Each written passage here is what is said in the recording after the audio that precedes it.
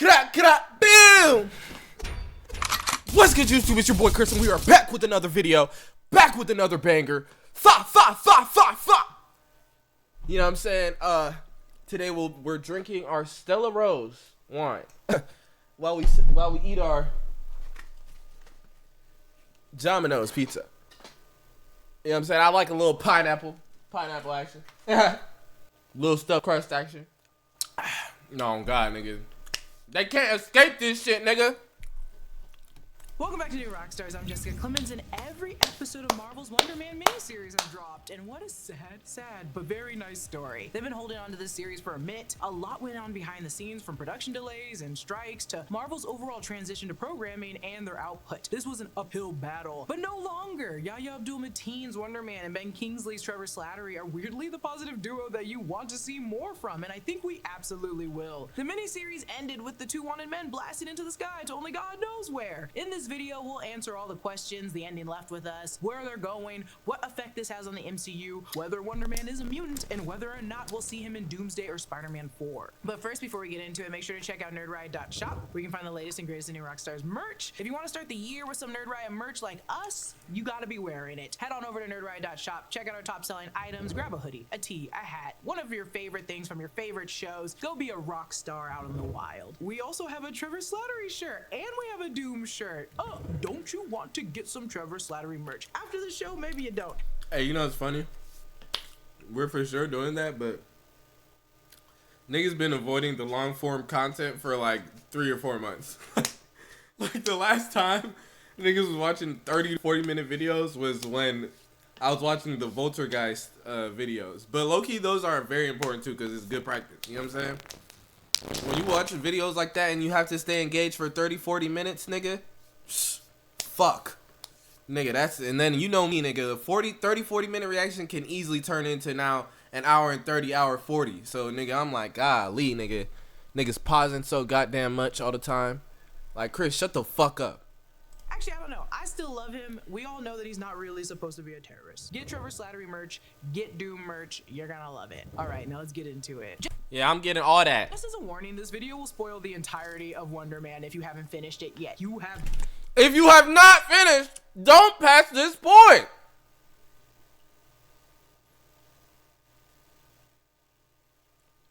Been warned. The full breakdown of the series will be released on Wednesday on our channel. For those who want a rundown of exactly what Simon Williams is, who he is, all the things about the comics, what we know already, I recommend watching Eric's video, which is already out on the channel. I'll cover a bit of it here, but it's more dense over there. Recommend watching Eric's video, which... Should we watch this one? Let's watch both. Which is already out on the channel. I'll cover a bit of it here, but it's more dense over there. We open the final episode with California by Phantom Planet, and let me tell you, nothing gets me more gassed up than this stupid song. After exploding the WonderMan set following the reveal of Trevor being an informant for the DODC, Cleary, who we saw in Spider-Man and Ms. Marvel, takes Trevor down in this collateral damage, seen as though Trevor... Oh, I didn't even peep because was... That's where I've seen him before. Prison time for Simon Williams. Throughout the finale, before coming to the conclusion Simon must break Trevor out of the DODC, he's constantly reminded by his old memories of his father, or even by getting the original WonderMan glasses, that he's always been human, and he's worked hard to get to this point, but he must accept... Chat, I'm gonna use the restroom real quick though. Be back. I'm not shitting. Both sides of himself to really fully get it. He has to be the heroic WonderMan and the real Simon Williams. Ultimately, he learns to take responsibility for both good and bad in his actions, and if this isn't human, I don't know what is. Now, in this new role, he focuses on Chuck Eastman's life. Let me tell y'all something. My nigga Simon Williams finding himself at the end of the show, without really giving us how he found himself, but I think it was the role in the movie and that identity that came with it. Goosebumps, man. Goose fucking bumps, bro. I love this nigga's character, bro. He might be one of my favorite characters, bro. You know what I'm saying? Okay, word. That makes sense, because I was like, I thought I started it late last night, but it did restart. What I think is particularly very cute and interesting here is that he took the notes that Trevor gave him for Kathy Friedman's interview. He listens to people now. He asks questions about their lives. After successfully sneaking into the DODC, it's revealed that the DODC forensics team found out that this wasn't a normal explosion. It didn't match any known chemical signatures, and that all the objects at the scene were attached at a molecular level. So that means the building, the props, everything there, you name it, for a moment was completely linked together, kind of like glue. So this has become an energy manipulation that could potentially reach an atomic scale. And once that's revealed, Simon reaches Trevor and they use his powers. His eyes light up and he blasts away with Trevor to God only knows where, into the sky. So let's really get into it. Let's talk about his powers and what they mean in the MCU. In his origin story, we mostly see him flying out of the building perfectly. Everything else is still a bit of stumbling and unpolished when it comes to his powers. The series is presented under the Marvel Spotlight umbrella, which essentially means it focuses on ground level, character-driven origin stories without the broader ripples of the MCU. So far, only Echo and Wonder Man have been part of this line. And as a result of that, many of Wonder Man's biggest powers, I presume, will likely be showcased more fully in future Marvel television cameos or the wider MCU. I think we're gonna go with you guys. That's great. Did Awesome. niggas watch One Echo? last thing, your sock too. Chat, did niggas watch Echo? Like, that's a real ass question, because I didn't watch that shit. I want to know if it's worth Chris's time.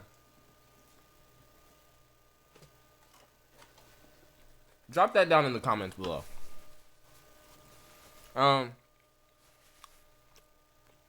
Also, I fuck with this nigga suit so heavy, bro. And the glasses, bro. This nigga is so P. They gave us like one of the coolest superheroes, bro. I'm fucking with this nigga, bro. Wonder Man was introduced in Avengers issue number 9 in 1964. The son of a wealthy industrialist, he had a brother, Eric Williams, who eventually becomes the Grim Reaper. Though in this series, he's portrayed as a regular old guy. Simon's story really pops off once he starts working for Baron Zemo, who puts Simon through an experiment that gives him ionic energy. He's extremely strong with indestructible skin. He's got all the works. His powers evolve over the years. He no longer uses a jetpack. He's able to just fly now. He gains the ability to change his size or appearance, and briefly the ability to empower others. We get into a lot of who Simon Williams is with Eric's Wonder Man homework video, which again I cannot recommend enough because Wonder Man has such a roller coaster of an origin story in the comics that eventually leads us to like a brainwaved version of Vision and Wanda falling in love with Vision Wonder Man. There's a lot to it. But as for powers, Cleary is right. He is ultimately very dangerous, and he's strong enough to take on the Hulk and Sentry and Thor in the comics. Other big energy manipulators in the MCU are people like Wanda. This isn't like Franklin Richards because that baby can manipulate reality. Energy people still need reality. Reality manipulators could basically do whatever the hell they want. We don't learn exactly when Simon's powers began, but it's clear that he had them through adolescence. At the beginning of episode 3, we learn that he was in the room where the fire started as a teen. Eric thinks he did it on purpose, yet it's suggested he may have unconsciously just triggered his powers and blown up the stove, causing a fire. Yet, a doctor observes that there's no smoke inhalation in his lungs, and the areas of his shirt that are scorched by the fire show no injuries. Later in the episode, Simon tells Trevor that his family was the only one who had seen this side of him capable of crushing the kitchen island. That incident with the stove as a teenager could have been his first manifestation of his powers, potentially during puberty, a common time for powers to emerge in mutants. Such powers often appear in dangerous. Oh my I'm gonna lose my shit, bro. This nigga's a mutant? How the fuck are we getting mutants right now? Oh, Marvel got some explaining to do with this one. This shit about to get wicked. Oh my god, bro. These niggas is always in they bag so deep, bro. This shit be blowing me, bro. Who the fuck is writing all this shit, bro? Who's top dog here, bro? Let me find out. I need to shake that nigga head. Like real Cyclops, shit. Who had to keep his eyes closed or just look at everything Rogue had to do at the beginning. In the comics, Simon's powers are given to him by Zemo. Great, but in the MCU, it's kind of unclear. Maybe it's Maybelline. Maybe he's a mutant. In episode 3, we see photos of Simon that aren't sad. So he wasn't sad all the time, maybe just through puberty. And maybe through that puberty, he realized his emotions were tied to or at least strongly affected by his powers. He may have had to learn to suppress them naturally or hide them behind something else, like acting. I'm only offering this as a theory because, as we know, we're moving into the mutant saga within the MCU, and it seems like the DODC is already looking for superpowered individuals to target. As Eric mentions in his Wonder Man video, could the MCU be setting up the DODC to become the government agency responsible for hunting mutants in the future mutant saga? So that brings us to the DODC of this all. We're under the impression, although Simon is a danger to those around him, the DODC is meant to protect their country from super supernatural threats, which, yeah, sure, they're not the greatest at doing it in the MCU. They had a woman racially profiling people in Miss Marvel, but she's gone now. I digress. A deeper motivation is revealed in episode 3 when the deputy secretary explains that the DODC prison is half empty and the Congressional Budget Office is pressuring them. We have everything we need. And this was another very good scene. Let me tell y'all something. This is a great scene right here when they explain this shit, because this right here is probably gonna mean a lot. This big ass jail that they got going on. You feel what I'm saying? They talking about half full. Why the fuck was they gonna throw this nigga in prison? Like he ain't killed nobody yet. I ain't gonna lie, that shit crazy. Like let the nigga at least do the crime before y'all trying to convict my brother. Essential job for our nation. There's just one problem. You know what the problem is? Our prison is half empty. Half empty. To avoid budget cuts, they need to just... Why he yell at cuz like that? Our prison is half empty. Half empty. And why he react like that? I would have been like this. Okay. Type shit. But like, nah, he did target cuz. And he ain't standing up for himself, bro. I don't like that shit, bro. Look at this nigga, bro. It gotta be his breath. Oh my god, that's it, Tayshawn. Thank you. Thank you. Come on, bro. To avoid budget cuts, they need to justify the facility's existence by filling it, or else they might be saying bye. Niggas is definitely gonna tap in with some short films and shit. I want to do skits. Bye to this extremely expensive prison. Keep in mind, the last time we were at the DODC, Jen successfully pulled out Abomination. She also successfully got out of the DODC prison. They also lost the clandestines in Miss Marvel, and the DODC received a lot of backlash over the incident at the very end. So I ask again, how else are you going to keep people looking busy, lock them up, and do it justifiably? You need a cause, you need a fear, you need mutants. Alas, again, this is just a theory how the DODC could further business within the MCU. By the end, we see Cleary describing how dangerous Simon is, but also how valuable of an asset he could be. If he's capable of harnessing ionic energy, then Simon Williams is an extraordinary threat. Or asset. That suggests that a possible future where Simon might assist the DODC, though that seems kind of unlikely in my opinion. Still, with the world heading towards a major doomsday, that assistance could just mean forming a team with other Californian superheroes to help protect the world. Thank you to BetterHelp for sponsoring this video. You know that backlog of a how easier never be done about. As the story develops, it's clear that the writers want us to view the relationship between the DODC and Simon and Trevor as still very hostile, at least until the DODC finds a reason to use Simon again. Trevor, on the other hand, is still, to the public, a terrorist who blew up the WonderMan set and sent his confession tape to all the news outlets with a symbol of the 10 rings all up in that video. That explosion on the set of Hollywood's latest brainwashing superhero opiate. Also, goosebumps during this scene.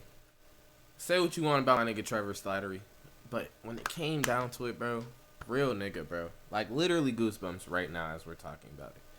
That shit, I fucking love this show, bro. Literally cinema. This is top tier, like, this is probably my favorite show of the year so far. Like, we're gonna get into it, you know what I'm saying? I think I'm gonna start, I might fuck around and start doing show reviews or something on here too. Like, really just talk about the shit that I watch.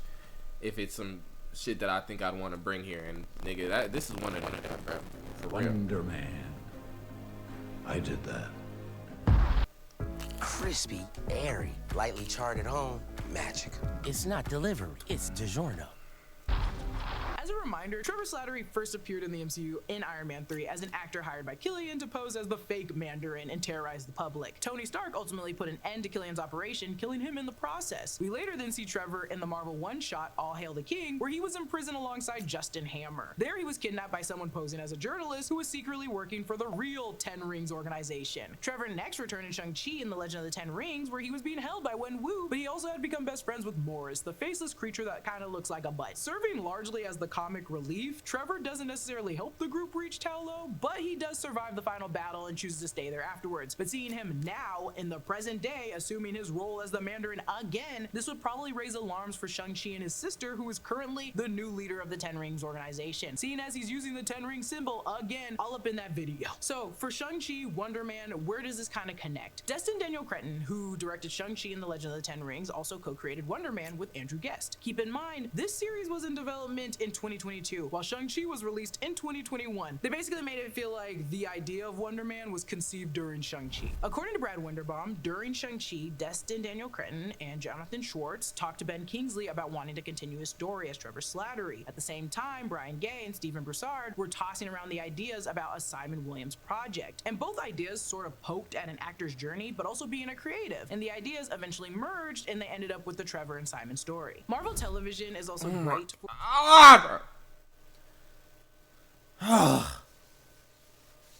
Nigga, first off, putting those two ideas together. Also, I think the concept of the whole show is what really made it stand out to me, was like it just didn't feel very much superhero-y, like OD. It was just heavy on like the nigga's an actor, bro. Like niggas could have gone without the nigga having powers damn near. It wouldn't have been that crazy. You know what I'm saying? This is a good show, like just in that. And like, nigga, Doorman episode? Like what? It's top tier episode of anything that I've watched, bro. That's top. It's up there. It's up there. I don't know where I put it, but it's up there. Its grounded level superhero vigilante storylines, but also because it can create a better shared universe than the MCU, in my opinion. I'm not saying that as a dig, just the fact that they've mentioned wanting to keep the two a little separated because it makes for cleaner justifications, less homework, and fewer conflicts of interest. But Destin does have a track record of bringing Ben Kingsley's Trevor Slattery into his projects, a character who tends to pop up in unexpected cameos. Now attached to Spider-Man 4, there's no evidence that Trevor appears there, but Destin has already helped carry John Barenthal's Punisher from Marvel Television into the new Spider-Man film. With him involved, it's also possible we could see Wonder Man showing up in Shang-Chi 2, seeing as though Trevor Slattery's past hasn't outrun him yet. We saw how the goons in episode 5 came back for their piece, and I'm sure Shang-Chi's sister will as well, seeing as he's using the 10 rings again as a prop. If it's not broke, don't fix it. Keep bringing Trevor Slattery in. I love Ben Kingsley's Trevor Slattery. Put him in No, me project, too. I ain't gonna but lie. I feel like with Destin, it's perfect. It's great. Just put him in the next Shang-Chi. So we know where they're gonna appear next, but as for right now, where are they going? The citizens of the MCU and Wonder Man and Daredevil Born Again are very aware of what's happening, and I love that. I appreciate that. They question the people around them. We don't know where Simon or Trevor went exactly, but there's nowhere on Earth where they won't know Simon for Wonder Man or Trevor Slattery as the terrorist. I think that's why the show ends with Harry Nilsson's Everybody's Talking. It's a song about wanting to escape into isolation, to keep moving, to leave everything behind, to tune out the noise of the world. But for these two, fame makes that impossible now. So does being wanted criminals. And so let's keep in mind that they're still in California,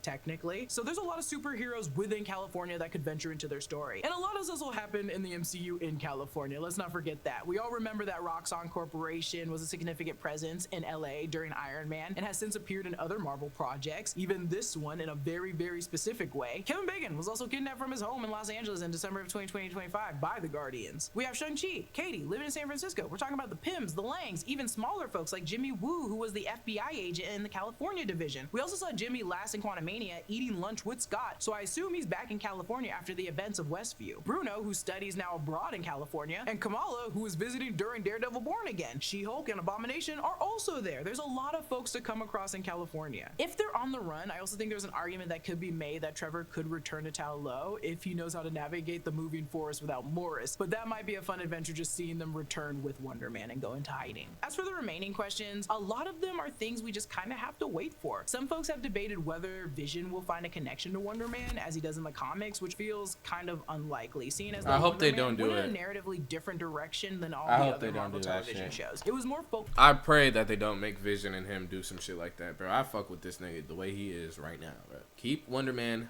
like Wonder Man.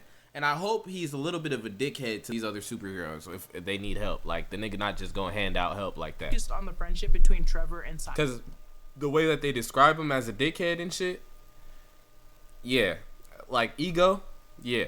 I need that. I mean, it was kind of I similar need to that Agatha in this and movie, Wiccan, bro. but not really. Him making a cameo in Vision Quest isn't unheard of. I don't think that's crazy to see, but using the brainwaves to kind of mold White Vision feels unlikely. They narratively just have different stories in mind. Another question is whether Wonder Man was affected by the blip, and Simon makes many different claims about being alive over the last 8 years and actively working on something. 8 years ago would put him in line with the snap if the show takes place in 2026. Regardless though, everyone, including his family, feels unaffected by those past parameters of the snap. I just don't think that's the type of show show that Wonder Man is to get into the nitty gritty of like where it is, time, and all these other things. It's for everyone, not just the MCU superfans per se. They wanted to create something isolated, an origin story that doesn't ripple the MCU, but doesn't focus solely on it either. Which is why we don't see a lot of cameos beyond celebrities playing themselves. There's no hints of Wanda, there's no hints of anything, it's just small little Easter eggs. Will we see Wonder Man in Doomsday? I think not. Since the series falls under the Marvel spotlight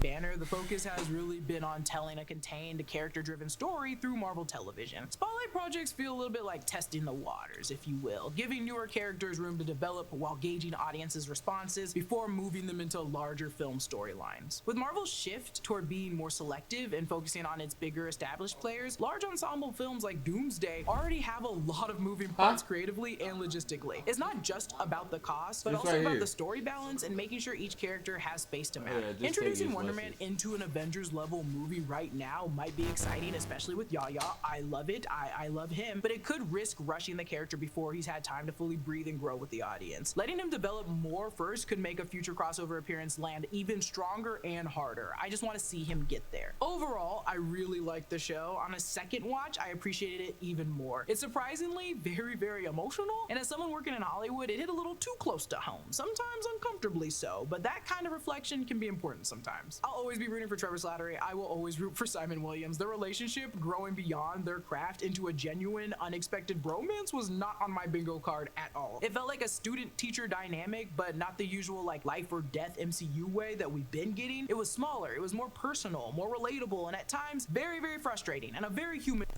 Nah, facts. I ain't gonna lie, bro. Like, this shit was like, nigga, it was like seeing like a acting coach, cool ass, like, you know what I'm saying, OG, like, you know what I'm saying, teaching young folk about some shit. Real shit. The performances were strong across the board, and this show actually made me want more Marvel stories that lean into character and emotion over pure spectacle. Did I always love Simon though? No. He got on my nerves more than once in this show. But watching the messy, stop and go evolution of like adult friendship and flawed humans between them, it was just very compelling. Comment down below with your thoughts, how you felt about Wonder Man the miniseries. Do you want a second season? Do you want to see him in Doomsday? Where do you want to see him next? Again, on Wednesday, you can expect our full break. Thank you, chat. You know what I'm saying? Thank you, YouTube. I'm gonna see y'all. Peace out. Thoughts, I've been fighting demons, ain't no invitation. When I lose my shit, it's not cool, bad situation. Why am I wearing all these faces? In my truth, I'm a bad man, can't keep up with the evasion. Gotta stand on business and stay solo. Still praying for the days where the niggas ask for photos. In my head, am I the problem? Bad thoughts, yeah, I caught them. Bloody fists, yeah, I fought them. Road to riches, I'm on the bottom. So do I take my time and just fight my temptation? Or do I let go all my problems? Can I say salutation?